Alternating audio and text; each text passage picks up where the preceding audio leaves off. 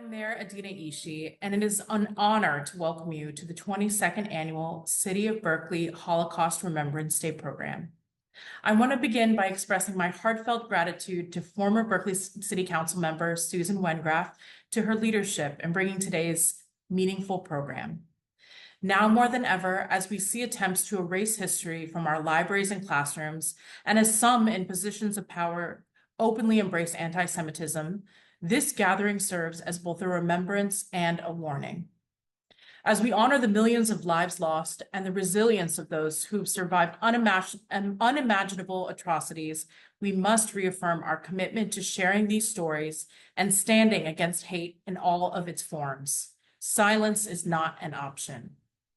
History has shown us that when hatred is left unchecked, it can lead to unthinkable horrors. Let today be a reminder of our responsibility to speak out, to educate, and to ensure that never again truly means never again. Our hearts are heavy today. May this program bring you comfort, and may the memories of those we've lost be a lasting blessing. Thank you. Hello, my name is Dina Bookstein, and I'm welcoming you on behalf of our program committee. Each year, we light memorial candles remembering family members and friends whose lives were tragically cut short, who were brutally murdered between 1933 and 1945 by a totalitarian regime. I invite our honored survivors and other members of our community to light candles in memory of their loved ones. May their memories be for a blessing.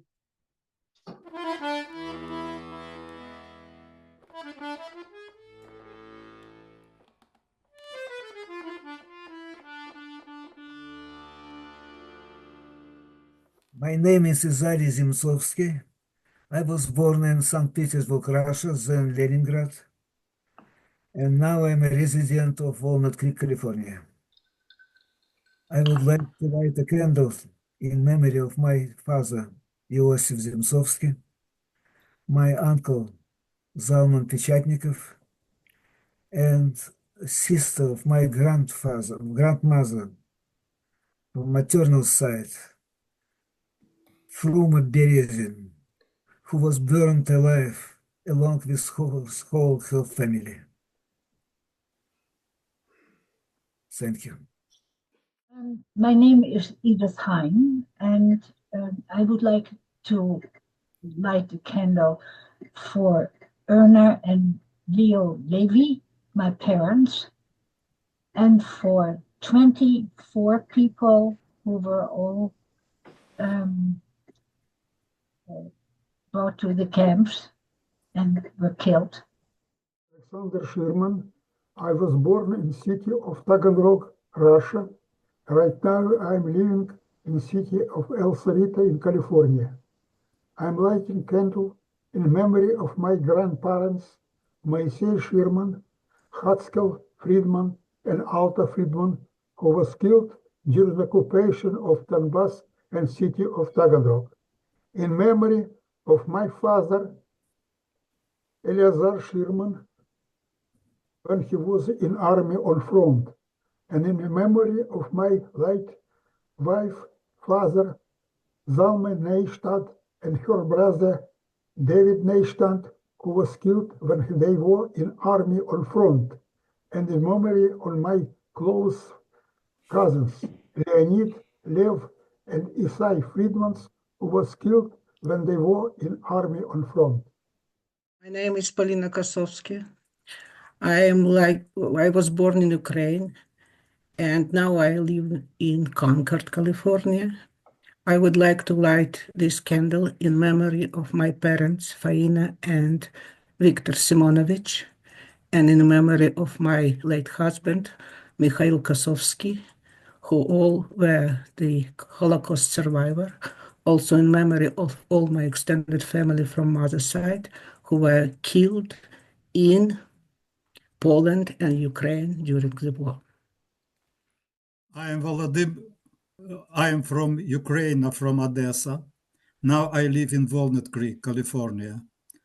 I am lighting this candle in memory of my grandparents, Leiba and Shifra Biderman, my uncle Abram Biederman and his wife and daughter, who was killed by Germany Nazis in 1941.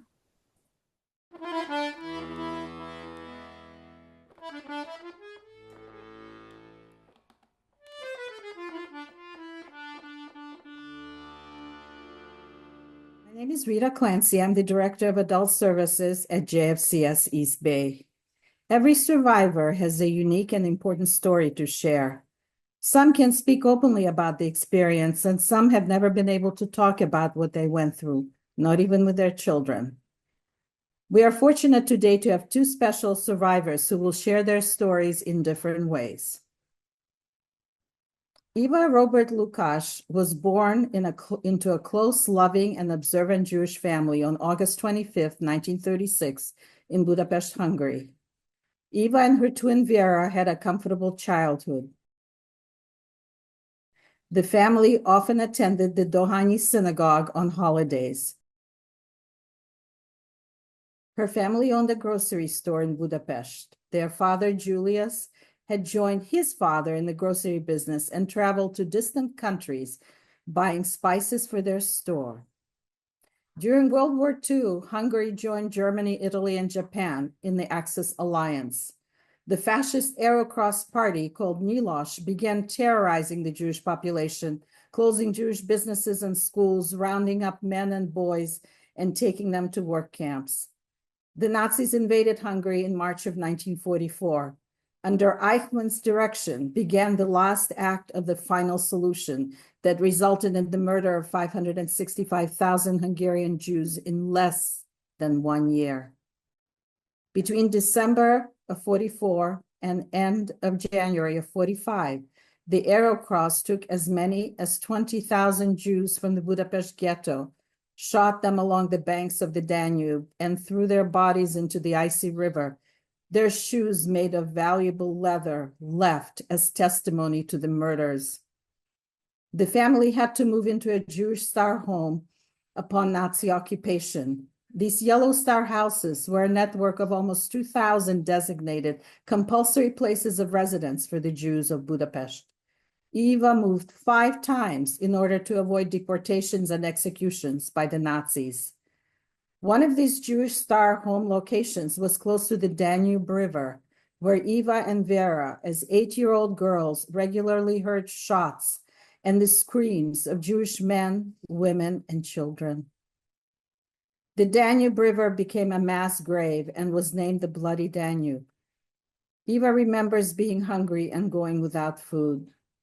Her mother, Agnes, was very resourceful and energetic and managed to keep Eva, Vera, and herself from being rounded up and taken to the ghetto. She kept them on the move, house to house, intermittently hiding in churches.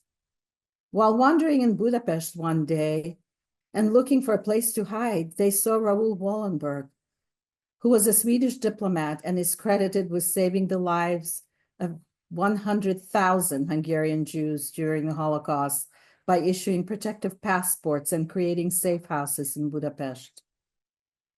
From May to July of 44, the Hungarian gendarmes, under the guidance of German SS, deported close to 440,000 Jews from Hungary. Most were deported to Auschwitz-Birkenau, where upon arrival, the majority were murdered in gas chambers. Eva's father was deported to Mauthausen. One day he could not work on the railroad in the cold snow because someone stole his boots the night before. He was immediately executed. On February 13th, 1945, the Red Army liberated Budapest. Eva's paternal grandmother, Mariska, survived the Budapest ghetto. The Hungarian Revolution of 1956 created a big refugee crisis in Europe. Eva and her sister Vera fled Hungary into Austria and then Montreal. Eva married Paul Lukash, who was supportive of her ambition to become an engineer. Eva was a pioneer and the first woman in this field to become a licensed engineer in the state of Massachusetts. Eva has a son, Adam, and 2 grandchildren. Eva considers herself lucky, but that is not to underestimate her trauma and all the losses in her childhood. Eva is resilient, but she warns that history can repeat itself. My name is Eva Lucas. I was born in Budapest, Hungary, and right now I live in Rossmore, Walnut Creek, and I light the candle in memory of my father, who was killed on his way to Mauthausen concentration camp, and my dear mother, who lived through this horror time with us in Budapest.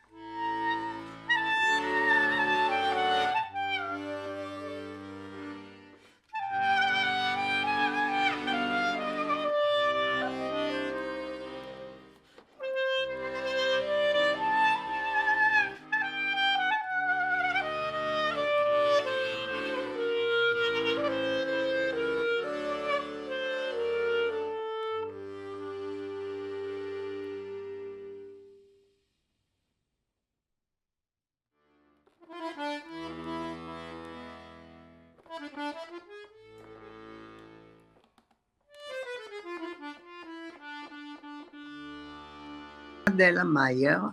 I was born in Czechoslovakia, Sudetenland, and I like to light the candle for my mom, for my auntie, and my two uncles. They all died in the concentration camp. And I like to light the candle for my two sisters, Johanna Tar and Malka. Thank you so much. My name is Gennady Mikityansky. I was born in Kharkov, Ukraine. Now I live in San Francisco, California. I want to light this candle in blessed memory of my grandfather, Leiba Naftulovich Mikityansky, and my grandfather-in-law, Joseph Horovsky. Thank you. Oh, my name is Mira Boz. I was born in Moscow, Russia, and now I live in Dublin, California.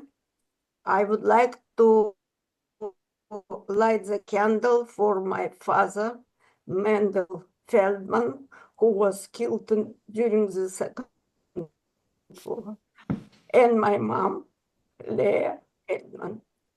It's it. My name is Marika Somogyi. I was born Marika Harmat. I was raised in Hungary. My grandmother and all my relatives who didn't live in Budapest, the capital city, but they lived in the outside of the capital city. Everybody was murdered during the Holocaust. I'm not going to recite all their names, just the closest ones. My grandmother, whose name was Steiner Janka, Rado Janka. Then my other relatives, Radó Morné, Pepi néni, Mariska néni, Richard bácsi, Königsberg Kata, Königsberg Juci, Radó Árpád, Szivesdi László, and this is just very few dear people who were all murdered during the Holocaust. I would like to light my candle in their honor. My name is László Somogyi. I was born in Budapest, Hungary, and presently I live in Berkeley, California. I light this candle in memory of my grandparents, Gyula Somogyi and Lövi Regena, and also for the memory of the many relatives who were deported from Baja and murdered there. My name is Sofa Yudis. I born in Ukraine, Dnipropetrovsk. Now I live in Walnut Creek. I like the like the two candles from my father, Gaisinski Usher Isakovich, and my Grandfather. father, Gaisinski Isaac.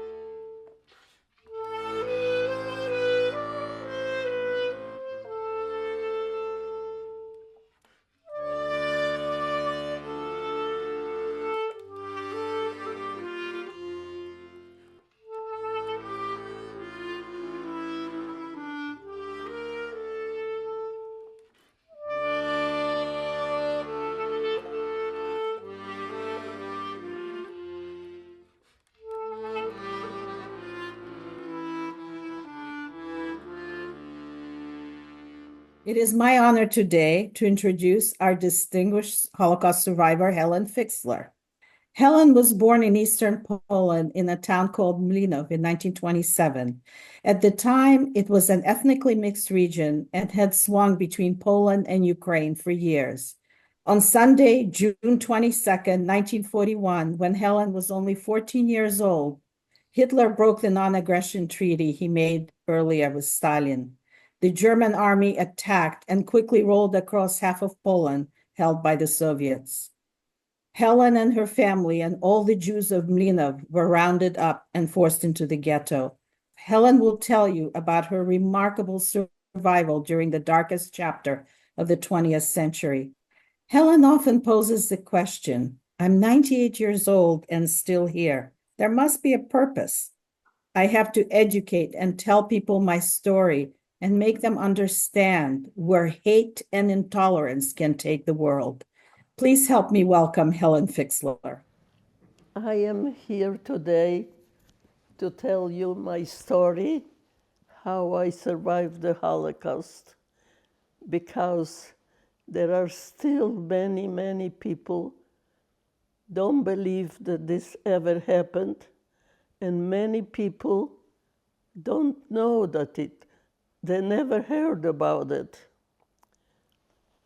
My name is Ellen, but here people know me as Helen Fixler. I was born April the 3rd, 1927, in Mlyniv, Poland. My family existed of 5 children and the parents. I had 3 older brothers and a younger sister. My country, Poland, during the 40s and 1939, kept changing countries. So I had to go to all the time learn different languages. In 1939, Russia occupied or part of Poland. In 1941, Germany invaded Poland. As soon as they came in, everything has changed. All the Jewish people were required to wear yellow stars in order to be recognized as Jews. We were forced to slave labor. We had very little food. We were always frightened. Eventually, we were forced into a ghetto in my hometown. We were given one room for the 5 of us. Things were very hard for us in the ghetto to survive with very little food, with no clothing. They wouldn't allow to take too much with us, always afraid, and we were forced for slave labor. We were taken out of the ghetto to different places for work. My father was working for a certain guy, and he somehow heard rumors there that the ghetto will be exterminated within a short time. As my dad came home that night, we gathered my family and my uncle, and we slid through barbed wire because the ghetto was surrounded by barbed wire, and we ran to the woods. When we came to the woods, we dug out a bunker, very small, I would say maybe about 10 feet by the length of a person. We were 12 of us. And then we covered the bunker with wood and soil in order nobody should find us. We slept in the bunker like herring, one next to the other. It was very, very hard for us, without clothing, without shoes. The only time that we could go and look for food was at night. So we used to go to the woods, to the fields, to the villages. We used to sometimes knock on a farmer's door, and they would bring us, some of them would bring us whatever they could, and they helped us. But many times they would call the Germans, or they themselves would kill us. So this was not as hard as the winter months. During the winter months, we had no shoes. I was lucky, I had a few rags and used to wrap my feet. And I was still quite young, so I would stay in the bunker, but my dad used to go in the villages and see whether he can find a little piece of bread. And at that time, my mother and my older brother and sister were in the bunker. Being in the bunker, one day we were surrounded and by shooting, so we got very frightened and we started running out of the bunker. As we ran out, everyone in different directions. At that time, unfortunately, my mother, sister, and brother and uncle were killed. I found myself by myself roaming the woods between wild animals and especially wild pigs at age 14 for 3 nights. By miracle, partisans found me, and they asked me to join them, and they took care of me. I stayed with them for 2 weeks. And after 2 weeks, they found out that my dad was still alive. So eventually, they found my dad, and I left the partisans and I joined my father. When I joined my father, we had again a lot of sorrow, misery, no food, no clothing, and unfortunately, my father was wounded while he fled the bunker. A bullet went through his arm.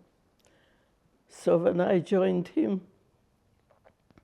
I had to take care on his wound as best as I could under the circumstances. I had a few rags, and in that part of the woods was a creek. So I used to go at night, not during the day, because I was afraid somebody would find me. At night, and especially during the winter, I had to break the ice and wash the few little rags so I could help my dad to heal his wound. And during the night, I would take the rags, put them next to my body to dry. And thank God, his wound was healed. And staying in the woods, we saw we have no future, with a lot of misery, nothing. And every few days we heard that more of us were killed. So we gathered a few of us survivors, some of them from my hometown, about 8 or 12 of us, and we decided we would move on and maybe go to another village. So we got together one night and we came to a river. And when we got to the river, luckily we found a little sailing boat that was empty. So we crossed the river and came to a farming village. In that village, there were many Czechoslovakian farmers. They usually were very sympathetic to the Jews, and many helped us as much as they could. Coming to that village, all of us could not stay together, so we had to look some means where we could hide. My father and I, we sneaked into a stable and we found a very tall haystack. So we decided we'll climb up the haystack and slid in and stay there. Hopefully nobody would find us. We stayed there in that haystack without daylight, without food, without anything. The only time we would come out in the middle of the night and roam around a little bit in the stable, and then back slid into that hole. While in that haystack, I was very upset and cold, hungry, and I was crying a lot. But my dad, may he rest in peace, kept telling me, "Don't cry, my child. You'll see, we will survive. We will survive." And that kept me alive. The lady from that farmhouse was very nice. One day, somehow she came out from her house and went to the stable for some reason and found us. Imagine how my dad and we started to shake, and we knew that's it. But she came up to us and she told us, "Don't be upset. I only want you to make sure that my husband will not find you here."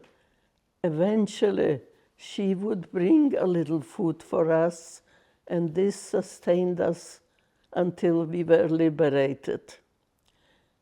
staying in that haystack day and night without daylight, miserable.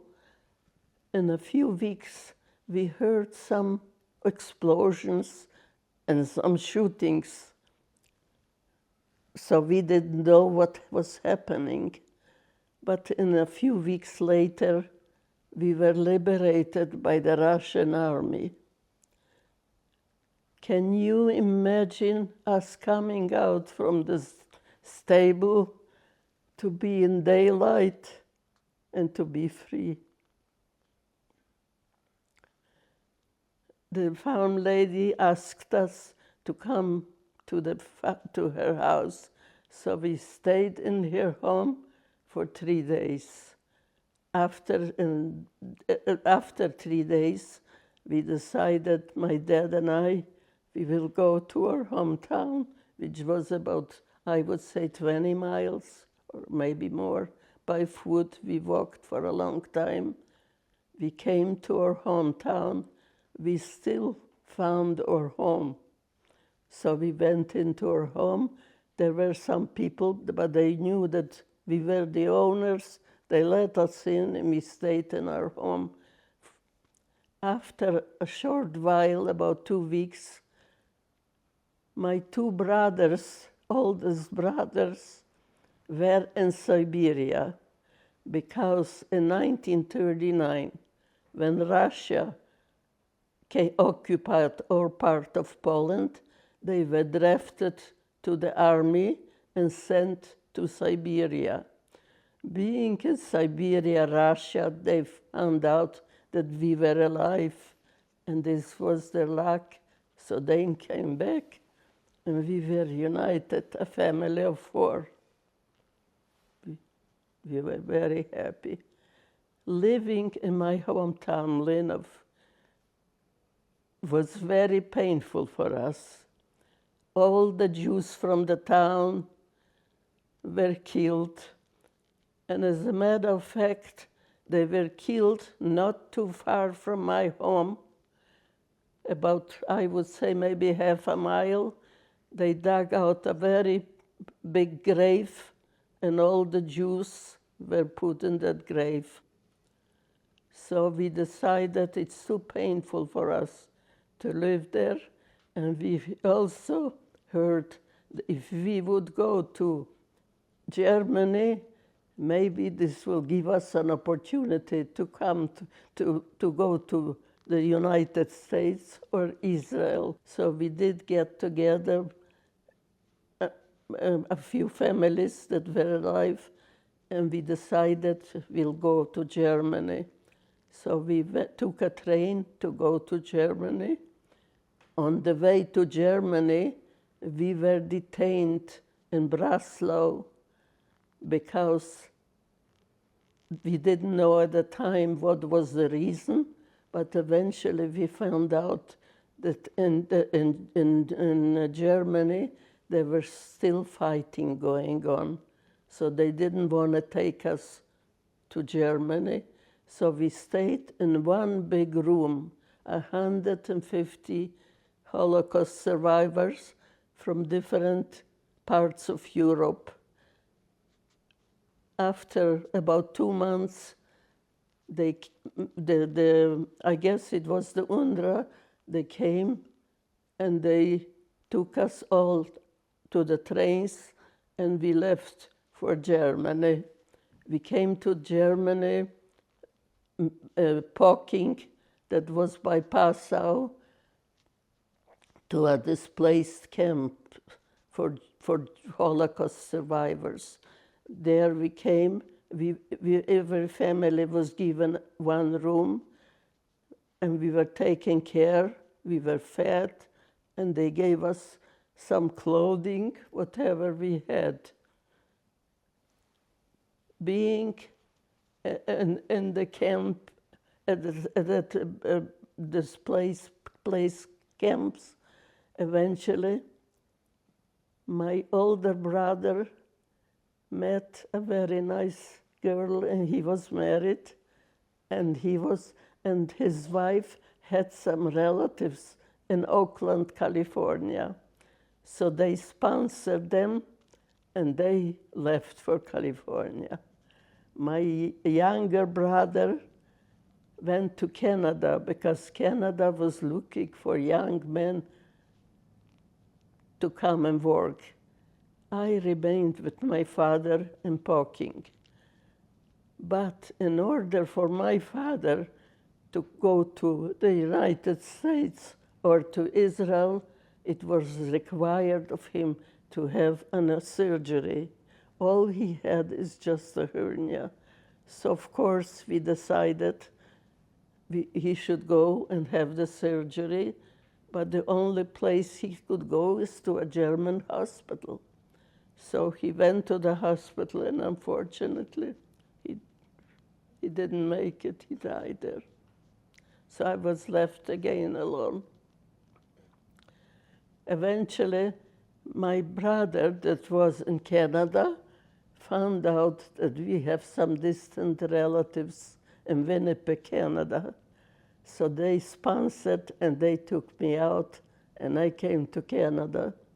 In Canada, I met my late husband, Helen Fixler, also a Holocaust survivor, and we were married there.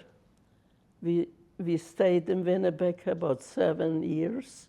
My 2 daughters were born there, Marlene and Hedy. So my brother living in Oakland, California, so we applied and we got visas eventually. We had to wait several months to come out, so we came to Oakland, California. Many times I go to sleep. While I'm asleep, I start to shake. I'm still, as old as I am, under the impression that somebody's running to kill me. And I always pray to God, whenever the moment comes, all I pray they should shoot me in the back. I didn't want to see the enemy in front of me. The Holocaust must be taught and never forgot. This should never happen to our people and all people around the world. This should not happen. No.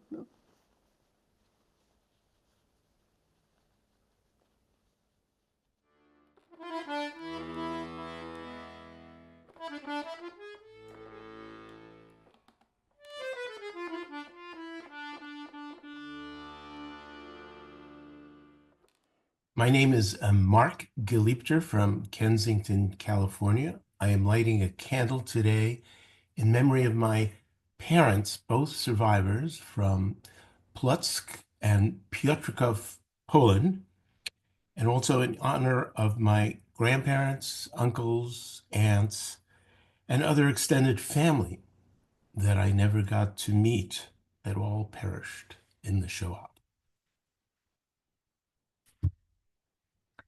My name is Robin Keller, and I live in Kensington, California. And I'm lighting a candle today in memory of my father, Ernest Keller, and my uncle, Robert Keller, and my grandparents, Victor and Amalia Keller, who miraculously escaped from Vienna, Austria in 1939. My name is Susan Wengraf. I live in Berkeley, California. And today I light a candle in memory of Oscar Wengraf, Walter Wengraf, and Gisela Wengraf, all murdered by Nazis in 1942.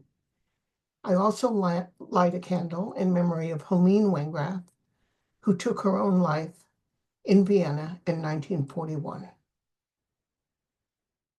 My name is Rita Clancy. I was born in Uzhgorod, Ukraine.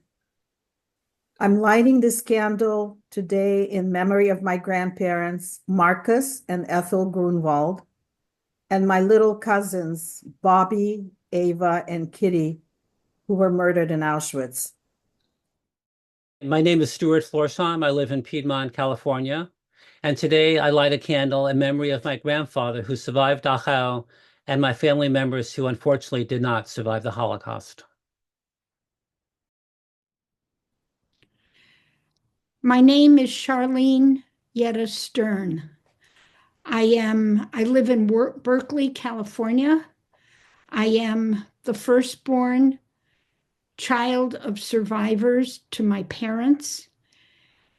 And today I'm lighting a candle to honor their memory, both their memories, and all of their family who perished in the Shoah, the Holocaust. Hello, my name is Dina Bookstein. I was born in Detroit, Michigan. This year, I light my candle in memory of those whose names were never written down. Men, women, and children, over 1.5 million people who were massacred in forests or killed seeking refuge. May their memories never be forgotten.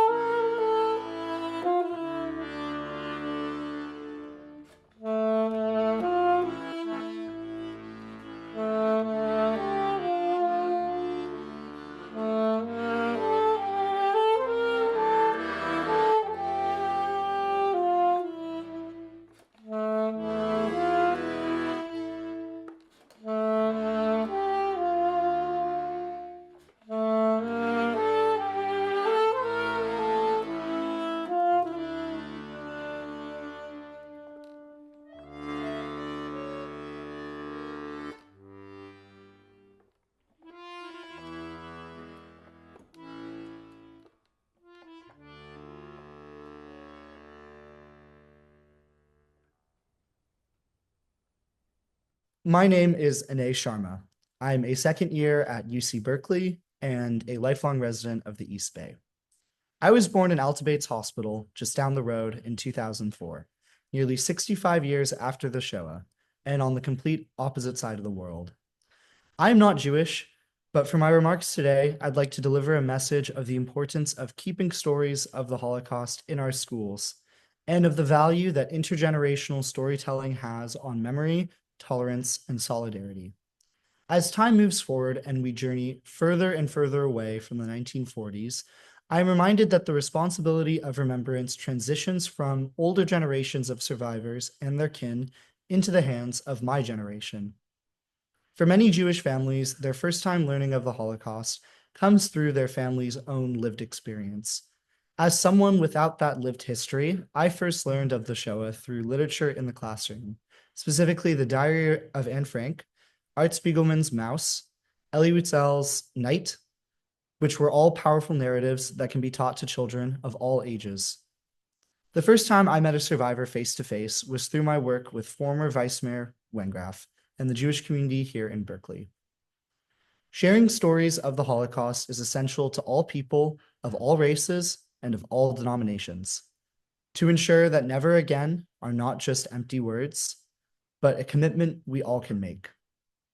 For someone like me, Holocaust Remembrance Day is a chance to advocate for the protection of these stories in our curriculum and to encourage other Gentiles to find time to share them with their own communities. As young people get deeper and deeper into college and our adult years, we gain a newfound appreciation for the times when family and community can gather to share stories. For many students, this feeling of, I wish I'd listened more, really sets in while being away from home. My grandparents are thankfully still with us, but moments where we can all gather and share stories together are becoming increasingly scarce. As time moves forward, being able to hear from survivors themselves becomes even more precious, and I'm speaking to the younger folks who may be watching when I say that it is our duty to not only listen, but to share these stories whenever possible, so that history does not repeat itself.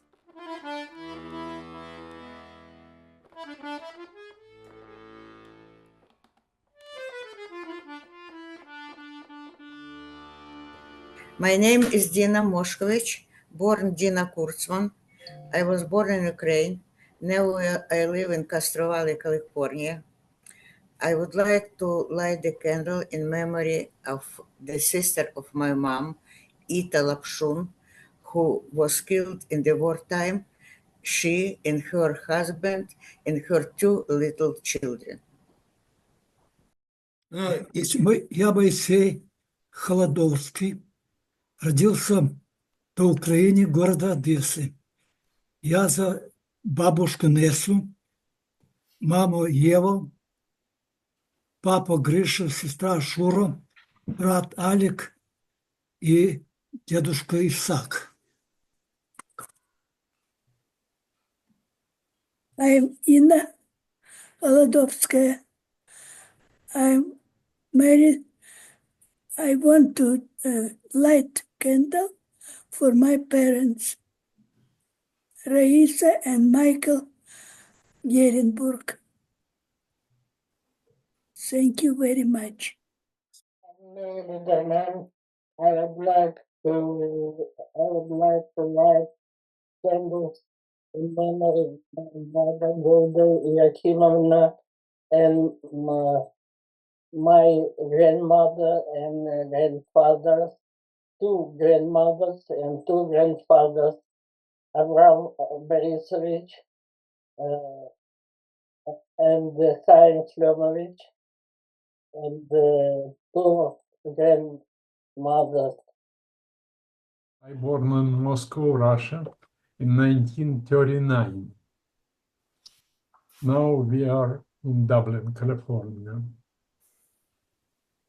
Candle. Light the candle. Light the father. candle for my father and mother. Песя Шелевна Бос и Иосиф Хаймович Бос. My name is Anna Rotterstein. I was born in Moscow, Russia. I want lighting the candle in memory of my grandparents died in Belarus. It was the name Afanasy and his wife Maria.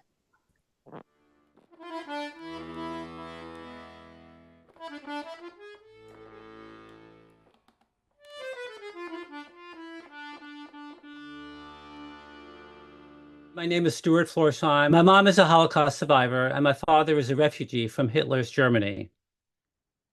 I will now read a poem about my experience being a child of a survivor. It's called Mother's Favorite Drawing. I am with her when she sees the drawing at the gift shop after I drag her through the Met. A 12-year-old teaching his mother about the great things in New York besides Ellis Island. It's the Kata Kulvitz of a woman clutching her child. My mother interrogating the child's eyes for something familiar. The shadow of an old man just before the dreamer awakens. Pattern of a favorite school dress. The arc of a uniformed arm before it smacks her in the head. Color of the suitcase her father lifts off the floor. Mother never buys on impulse, but doesn't hesitate. She even gets it matted and framed in brass, and we carry it home on the number 4 bus. Mother gripping the bar with one hand, the picture secured between her legs. Back in our building, the elevator broken, as usual. We carry the picture up 4 floors, past other apartments also filled with survivors. Walls bare as ours. And before we take off our coats, Mother wants to hang it over her bed in a spot framed now by the shadow of the fire escape. The steps and ladder imposed over mother and child, bracing them forever in flight.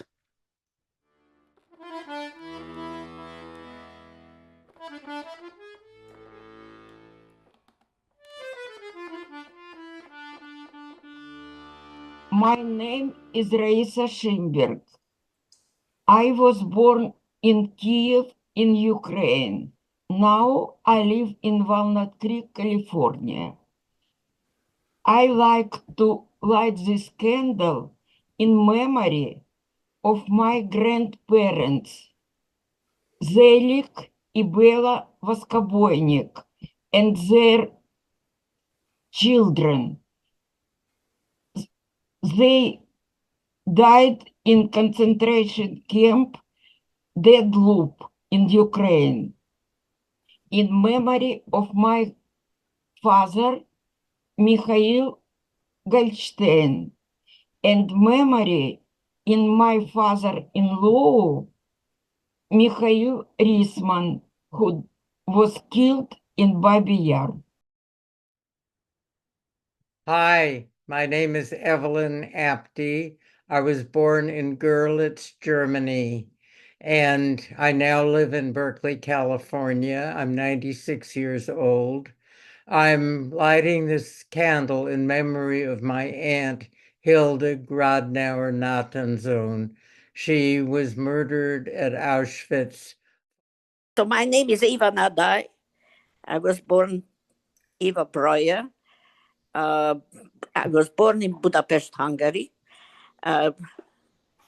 Just as the Shomodis said, all my relatives in the countryside were murdered. And also in Budapest, my grandparents, Breuer Zsigmond and Breuer Teréz, were shot into the Danube River when they were found. My name is Ilse Eden. I was born in Berlin. I live in Berkeley now. And I want to light a candle for my father, Richard Solomon, my grandmother, Marian Solomon, my girlfriend, Lottie Hoffman, and my teacher, Mr. Hurstberg. I am Ella Fixler, but I'm known by many people as Helen Fixler. With great sadness, I'm going to light a candle today for my mother, Miriam Nudler, my brother, Itzhak Nudler, and my younger sister, Feigele, and all my extended family. Thank you.